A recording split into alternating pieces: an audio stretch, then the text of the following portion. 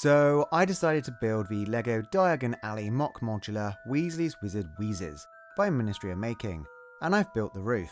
But what does that actually get you? Well, like everyone knows, I do love a good roof. And this one has a very unique hidden secret. Folding down the inner walls reveals a couple of foldaway beds, so the Weasley boys can grab a quick 40 winks whenever life as a shop proprietor gets a little exhausting. Also, just check out the smoothness of that curve. Nice.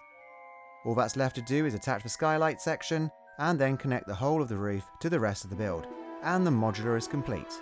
And I think you'll agree, this building is an absolute masterpiece. Now we just need to relocate the building into the LEGO City with the rest of Ministry of Making's other builds. But if you want to see that, then you're going to have to join me in the next video.